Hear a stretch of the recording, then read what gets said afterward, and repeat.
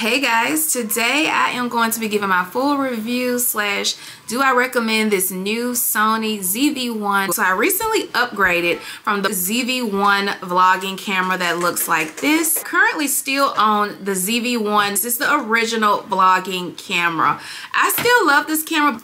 So this camera still works really good. I still love like all the features. This is still, before I had to upgrade, this was still like my #1 go-to vlogging camera. It was light, it was compact, it was easy to navigate. So before we actually get into today's video, let me just say this off the rip.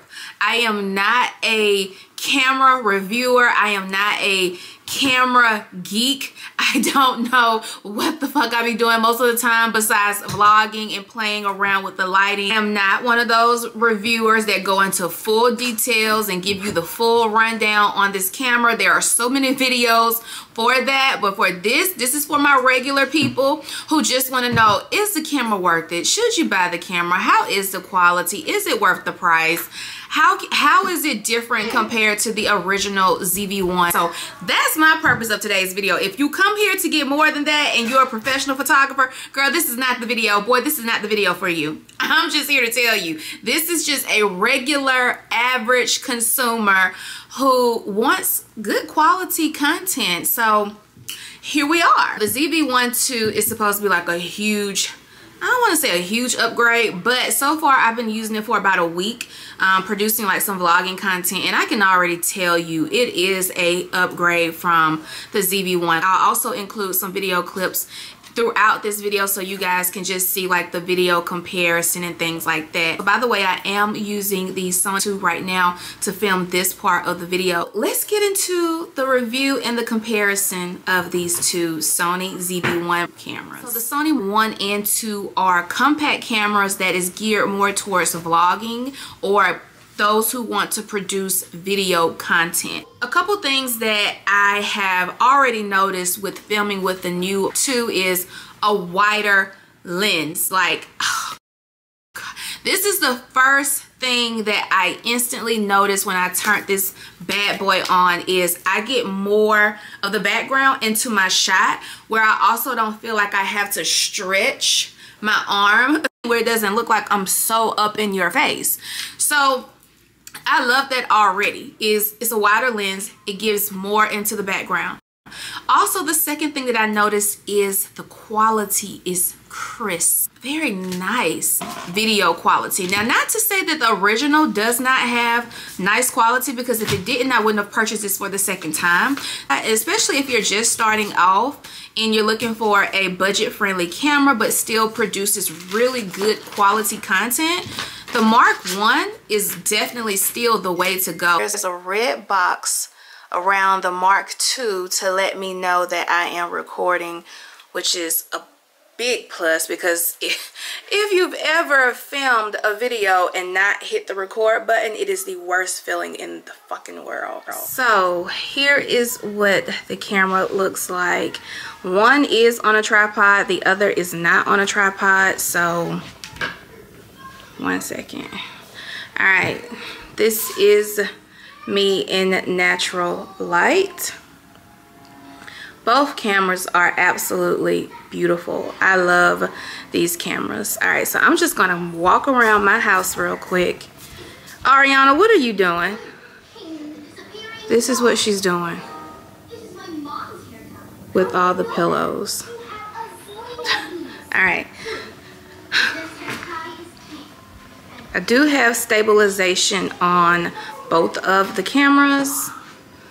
Look how beautiful these are. I do feel like the Sony is adjusting really well.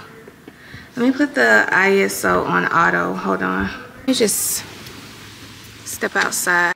So yeah, obviously this is me outside. I do feel like the 1 is kind of like lagging. Like I feel like it's slow in comparison to the 2. But as you can see, both cameras look really good outside. However, the 2 does have a built-in filter to help take away some of that bright sun. As you can see, 1 definitely has a lot more of the sun beaming in on my face. And here is what the videos look like when there's actually no sun and I'm in the shade. But like I said, both cameras look really, really nice. I really don't know which one I love the most just yet. This is the third thing that I instantly noticed. The body style and everything was pretty much the same. But here is something that vloggers will definitely appreciate, especially if you use a tripod. Okay, so here we have the Mark 1 with the tripod attached. And as you can see, if I try to remove the battery or the SD card, I'm literally not going to be able to do that. I have to take off the tripod, put the battery or SD card or whatever in, and then re-screw the tripod. It just wastes a lot of time. So with the new Mark 1, the tripod is actually over to the side, where if you need to change the battery or SD card, you can do so without taking off the mount. Kudos to Sony. So I honestly appreciate Sony listening to the feedback of people complaining about move the damn tripod holder. Move it. Just move it. So they moved it to the side, and the tripod holder is actually to the side where it makes it easier for you to simply change a dead battery and replace it with a new one, or put a new SD card in. This is just genius. And then I also did pick up this tripod holder. I'm not really sure how I feel about this just yet. I do like that it feels more comfortable in my hand compared to my, what do I have? I currently have the tripod on the Joby tripod holder right now, and to me it's not the most comfortable feeling when you are holding a tripod in your hand, but I like the height that it gives on the tripod, so that's why I'm still sticking with it. But I honestly think that's probably what screwed up my camera.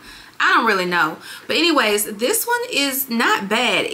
To me, it feels better in my hand, but it just doesn't have a lot of height. So I find myself having to stack this on top of something to get the same height as my Joby.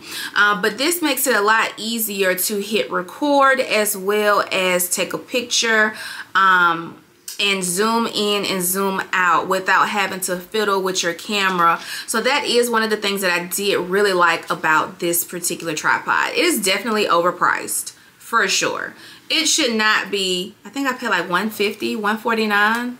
I don't know, it was over $100. Girl, overpriced. This should be like $49.99 and calling it a day. Then also the new comes with the touch screen. You got an updated, revamped menu. You have like an upgraded microphone to the 2, which wasn't bad on this one. But now I did add the microphone to this camera, and I really didn't like how it sounded.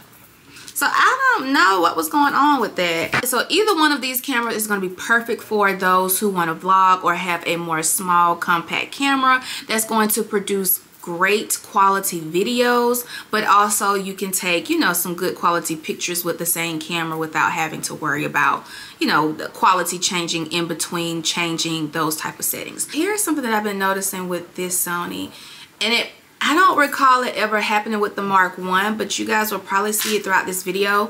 And like I said earlier, I'm not a camera geek, so I'm going to have to play around with this camera a little bit and find out what setting this is on. But you probably see this video throbbing. I don't know what this is. I don't even know how to turn it off because I don't know what it is. So if you're watching this video and you're a camera geek or you know what's going on, please let me know how to turn this shit off my camera because it's annoying as hell. Hey guys, so I decided to do a voiceover for this part because I continue to say Mark 1 and Mark 2, which I do not know why. But the Sony zv1 and zv2 are great cameras. If you are looking to, you know, budget, the zv1 is definitely still a great option. If you already have the zv1 and you're looking to upgrade, the zv2 is a great option. You're definitely going to get more bells and whistles. And as you guys can see in the video comparison earlier in the video quality is a little bit better, not a little bit, it's a lot better than the original. But if you do not own the original is a great starting point. So I'm going to continue to play the rest of this little outro video, and thank you guys so much for watching. I hope you guys enjoyed this review from a regular person who is not a tech geek, who is not a camera geek. Let me know what y'all think in the comment section. Bye guys.